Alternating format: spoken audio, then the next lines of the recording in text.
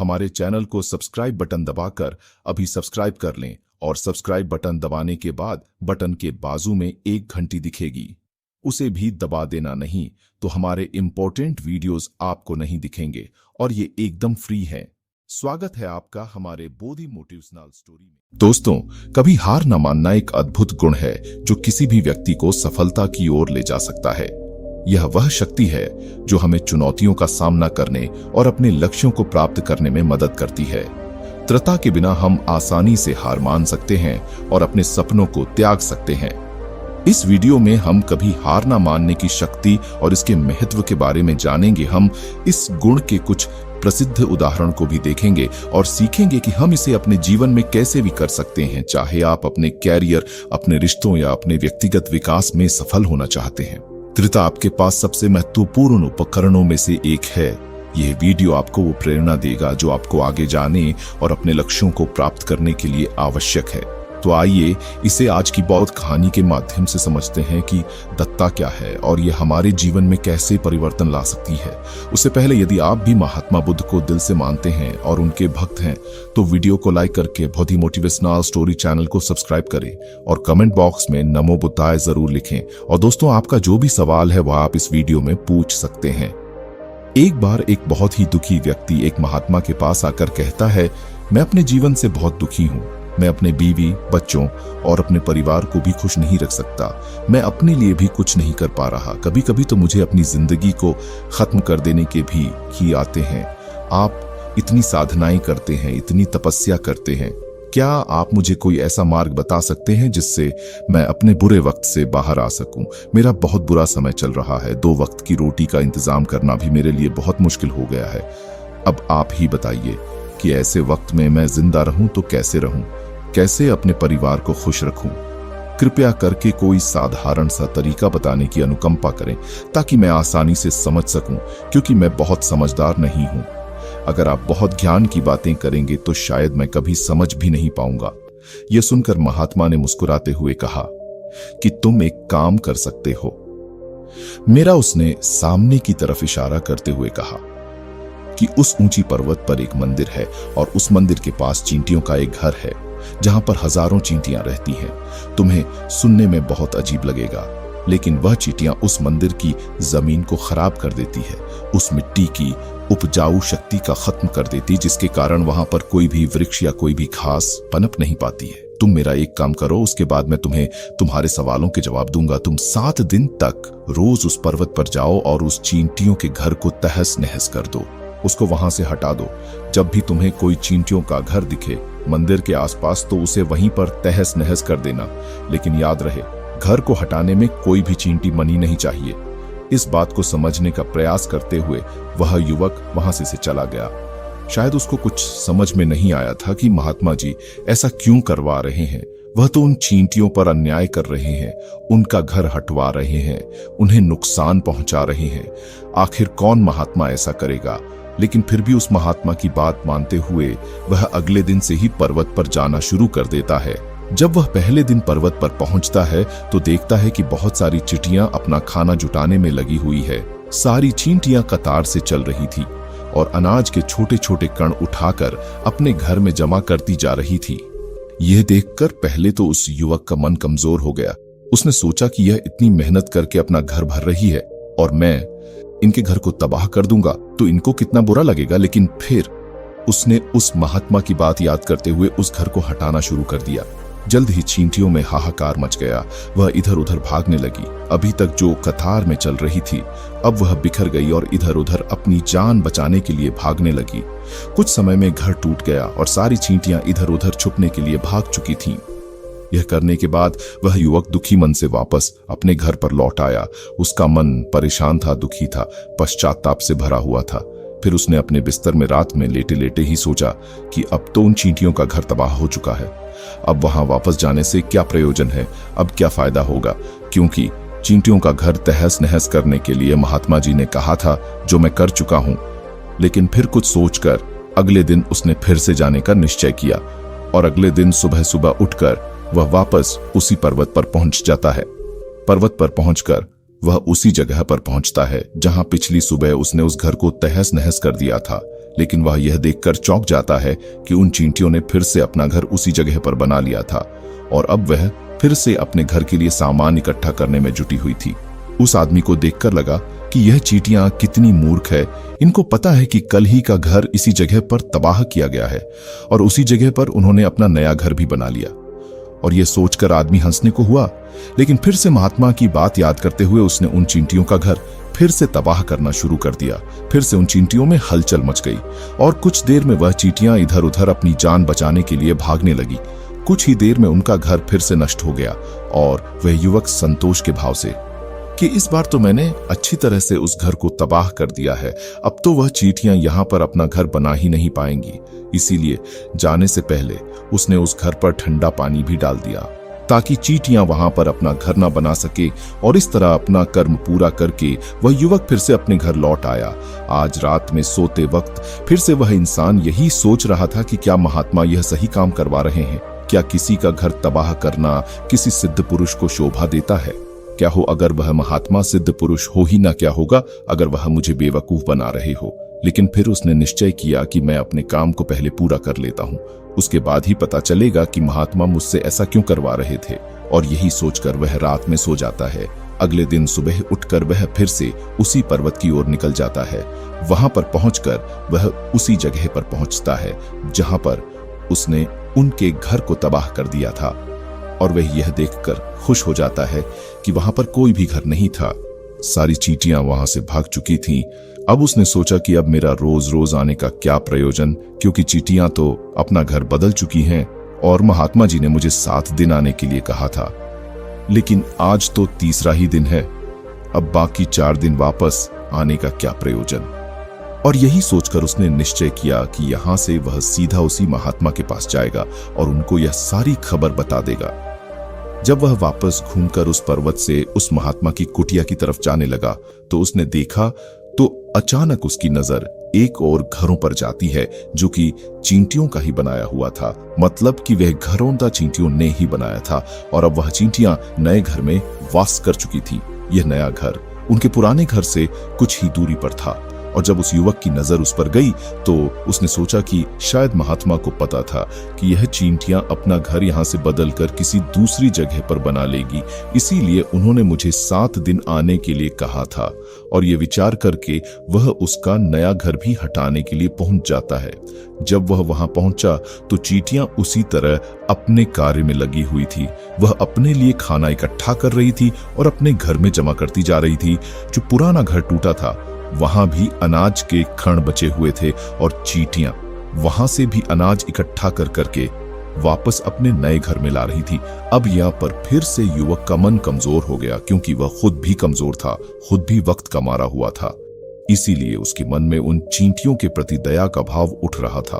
उनके ऊपर उसे दया आ रही थी। वह चाहता था कि उनकी मदद करें, लेकिन वह उल्टा उनको नुकसान पहुंचा रहा था। लेकिन उस महात्मा की बात को याद करते हुए उसने फिर से उस घर को हटाने का निश्चय किया और उसने इस बार बहुत सावधानी के साथ बिना किसी चींटी को कोई नुकसान पहुंचाए वह घर तबाह करना शुरू कर दिया। वक्त कुछ ज्यादा लगा, क्योंकि किसी भी चींटी को नुकसान न पहुंचाने की शर्त महात्मा ने पहले ही रखी थी, इसीलिए उसको बहुत सावधानी के साथ उन घरों को तबाह करना था। लेकिन आखिरकार उसने उस घर को भी तबाह कर दिया और उस घर को तबाह करने के बाद वह बहुत ही दुखी मन से लौट आया। इस बार वह पहले से भी ज्यादा दुखी था, क्योंकि उसने उनका नया घर भी खराब कर दिया था। वह उन चींटियों को बसने ही नहीं दे रहा था और वह अब अपने आप को शैतान या दानव समझने लगा था। लेकिन फिर भी उस महात्मा की बात को मानते हुए वह अपने घर पर दुखी मन से वापस आ गया। रात में सोने से पहले एक बार उसने फिर से सोचा कि मैं कितना दुष्ट शैतान हूं। पुराना घर तो रहने दो, मैं उन चींटियों को कहीं भी बसने के लिए कोई जगह ही नहीं दे रहा हूं। वह चींटियां मेरे बारे में क्या सोचती होंगी, वह कितना कोसते होंगे उस परमात्मा को जो मेरे द्वारा यह काम करवा रहा है। लेकिन फिर भी उसने अगले दिन जाने का निश्चय किया और अगले दिन सुबह सुबह वह फिर से वहां पर पहुंच गया। वह यह देखकर फिर से आश्चर्यचकित रह जाता है कि इस बार चींटियों ने एक और नई जगह पर अपना घर बना लिया था। वह पहले से भी ज्यादा ऊर्जा के साथ काम कर रही थी और उन्होंने एक रात में पहले से भी अच्छा घर बना लिया था। और अब वह फिर से अपना अनाज और खाना इकट्ठा करने में जुटी हुई थी। यह देखकर उस आदमी को लगा कि ये चींटियां किस मिट्टी की बनी हुई हैं। मैं इनको बार बार यहाँ से भगाने की कोशिश कर रहा हूँ और यह वहीं पर अपना घर बना लेती है। क्या इनको पता नहीं है कि मैं इन्हें यहाँ पर कभी भी बसने नहीं दूंगा? दिखने में इतनी छोटी है लेकिन फिर भी यह मुझसे हार नहीं मान रही है। बहुत ताज्जुब की बात है। और इस बार उसने गुस्से में उस घर को तहस नहस करना शुरू कर दिया। लेकिन इस बार तहस नहस करते हुए कुछ चींटियां वहीं पर मर गईं, उसके पैरों तले कुचल दी गई। कुचलने के बाद जब वह अपने अहंकार से बाहर आया तो उसने देखा कि गुस्से में उसने उन चींटियों को कितनी क्षति पहुंचा दी है। उसका मन पश्चाताप से भर गया और वह रोता हुआ अपने घर की तरफ आ गया। रात में सोते वक्त उसने सोचा कि मैं उन चींटियों पर बहुत ज्यादा अत्याचार कर रहा हूं, अब इससे ज्यादा अत्याचार मैं नहीं कर पाऊंगा। और यही सोचकर वह अगले दिन उन चींटियों के लिए अपने घर से कुछ आटा लेकर उसी वहां पर पहुंच जाता है। आज उसके मन में उन चींटियों के प्रति श्रद्धा का भाव था, दया का भाव था। आज वह उनकी मदद करना चाहता था। और जब वह वहां पर पहुंचा तो चींटियां फिर से अपने नए घर को बनाने में जुटी हुई थीं। उसने बहुत ही दया के साथ उन चींटियों को अपना लाया हुआ आटा खिलाया और अगले 3 दिनों तक वह ऐसा ही करता रहा। जो इंसान पिछले 4 दिनों से चींटियों को नुकसान पहुंचा रहा था, अब वही इंसान उन्हें मदद कर रहा था। वह रोज सुबह जाता और उन चींटियों को अपने हाथों से आटा खिलाता। 7 दिन के बाद वह युवक उस महात्मा के पास पहुंचकर हाथ से प्रणाम कर बोलता है कि हे महात्मा जी, मुझे माफ कर देना। मैंने उन चींटियों का घर तबाह करने के लिए बहुत कोशिश की। मैंने उनका घर तबाह किया भी, एक बार नहीं 4-4 बार मैंने उनका घर बर्बाद किया। उसके बाद मैं हिम्मत नहीं कर पाया, उनके घर को नहीं हटा पाया। मैं समझ सकता हूं कि मैंने आपका काम पूरा नहीं किया और के बदले आप मुझे वह तरीके भी नहीं बताएंगे जो कि मुझे मेरे बुरे समय से बाहर निकाल सकते हैं। लेकिन मुझे इसका कोई दुख नहीं है। मुझे लगता है कि मैंने जो किया वह सही किया, इसीलिए मैं आपसे आज्ञा लेकर वापस जा रहा हूं। कृपया मुझे वापस अपने घर जाने की आज्ञा दीजिए। यह सुनकर उस महात्मा ने मुस्कुराते हुए कहा कि अरे बेटा, इतनी भी क्या जल्दी, रुको तो सही, जलपान तो कर लो, कुछ देर ठहर जाओ, उसके बाद चले जाना। और यह कहकर वह महात्मा उस युवक के लिए पानी लेकर आते हैं। पानी पिलाने के बाद महात्मा उस युवक से पूछते हैं कि तुम मुझे यह बताओ कि आखिर तुम उन चींटियों का घर तबाह क्यों नहीं कर सके? वह चींटियां तो छोटी छोटी है और तुम इतने विशाल हो, फिर भी तुम उन छोटी छोटी चींटियों का घर तबाह नहीं कर पाए। कहाँ है तुम्हारी शक्ति, तुम्हारा बाहुबली? इसका जवाब देते हुए उस युवक ने कहा कि हे गुरुवर, मैंने उन चींटियों का घर तबाह कर दिया था, बार बार किया था। एक बार तो अपने गुस्से में उन चींटियों को भी मैंने पहुंचा दी थी, लेकिन जिस दिन मैंने उनको हानि पहुंचाई उसी दिन मेरे को लगा कि मैं उनको क्यों हानि पहुंचा रहा हूं, क्यों इनको इतनी तकलीफ दे रहा हूं, और उसी दिन से मैंने उनको नुकसान पहुंचाने की बजाय उनकी सहायता करनी शुरू कर दी। यह सुनकर उस महात्मा ने कहा कि यही तो सीखने की बात है। एक छोटी सी चींटी हमें जीवन का संदेश दे जाती है। मैंने तुम्हें उन चींटियों का घर तबाह करने के लिए नहीं भेजा था, मैंने तुम्हें भेजा था ताकि तुम उन चींटियों से कुछ सीख ले सको। तुम्हें क्या सीख मिली उन चींटियों से, क्या मुझे बता सकते हो? यह सुनकर उस युवक ने पूरी कहानी बयां कर दी। पूरी कहानी सुनने के बाद महात्मा ने मुस्कुराते हुए कहा कि बेटा, तुमने जो महसूस किया मैं वही तुम्हें दिखाना चाहता था।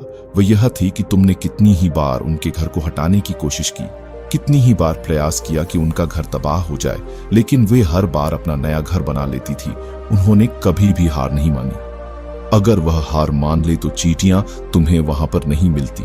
जब एक छोटी सी चींटी अपने विश्वास और मेहनत से आदमी का दिल बदल सकती है तो तुम तो इंसानों का मन बदल ही सकते हो। अपने जीवन में अपनी किस्मत ना बदलने का कोई कारण तुम्हारे पास नहीं बचता। जीवन कार्यशील का नाम है, कर्मशील का नाम है, लेकिन हम मनुष्य 1-2 बार हार मिलने पर ही टूट जाते हैं, हताश हो जाते हैं और फिर जीवन में प्रयास ही नहीं करते। और कुछ लोग तो अपनी जिंदगी को खत्म करने पर उतारू हो जाते हैं। लेकिन जानवरों में तुमने एक बात देखी होगी कि वह अपना जीवन खुद से कभी खत्म कर ही नहीं सकते। तुमने कभी नहीं सुना होगा कि किसी जानवर ने आत्महत्या कर ली, चाहे वह जानवर कितना ही भूखा क्यों ना, कितना ही दुखी क्यों ना हो, लेकिन वह अपने जीवन के लिए हमेशा संघर्ष करता रहता है। लेकिन वहीं पर दूसरी तरफ हम मनुष्य 1-2 बार हताश होने पर ही अपना जीवन खत्म कर लेते हैं। जीवन तो कर्म करने का नाम है। इसीलिए मृत्यु से पहले कर्म करना कभी मत रोको, क्योंकि मृत्यु के बाद तो तुम परम विश्राम में चले ही जाओगे। तो उससे पहले कर्म करना क्यों त्याग रहे हो, क्यों हताश हो रहे हो? अगर तुम्हारा एक घर टूट गया है तो दूसरा घर बनाने का प्रयास करो, कोशिश करो, और कोशिश करने वालों की कभी हार नहीं होती। यह तुम उन चींटियों से देख चुके हो, देखने में तुमसे कितनी छोटी है वह चींटियां और तुम मनुष्य हो, लेकिन उनका मन तुम्हारे मन से इतना महान है, इतना विशाल है, इतना दृढ़ संकल्प है कि इतनी बार घर टूटने पर भी उन चींटियों ने कभी हार नहीं मानी। दूसरी सीख यहां से लेने की वह यह थी कि जब भी हमारे ऊपर बुरा समय आता है, हमें लगता है कि यह समय कभी नहीं जाएगा, यह समय मेरे जीवन को बर्बाद कर देगा, मुझे कभी नहीं जीने देगा। और अपने इन्हीं ख्यालों से, जिनका असलियत में कोई भी अस्तित्व नहीं है, वह सिर्फ विचार है, और वही विचार हमारे मन को दुखी कर देते हैं, और इसीलिए हम प्रयास करना भी त्याग देते हैं। लेकिन तुम खुद सोचो कि बार बार प्रकृति हमें दुख जाएगी, नुकसान पहुंचाएगी, लेकिन कब तक पहुंचाएगी? अगर हम बार बार फिर से उठकर फिर से नया प्रयास करते रहेंगे तो प्रकृति भी हमारे सामने घुटने टेक देगी, और वह भी एक दिन हमारे ऊपर दयावान हो जाएगी, और वह हमें सब कुछ देने लगेगी जिसकी हमने कभी कामना की थी। इसीलिए यह भी कहा जाता है कि बुरा वक्त किसी का भी हमेशा नहीं रहता।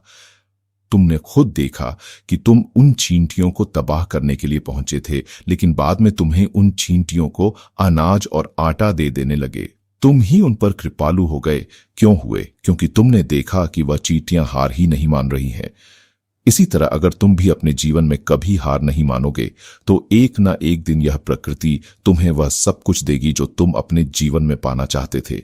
इसीलिए हमेशा याद रखना, हमें बिना रुके, बिना थके और बिना परिणाम की चिंता के बस कार्य करते जाना है। और दूसरा यह कि एक ना एक दिन प्रकृति तुम्हारे उस कर्म का परिणाम तुम्हें जरूर देंगी। दोस्तों, आप कोई भी सवाल है तो कमेंट करके हमसे पूछ सकते हैं। धन्यवाद। नमो बुद्धाय।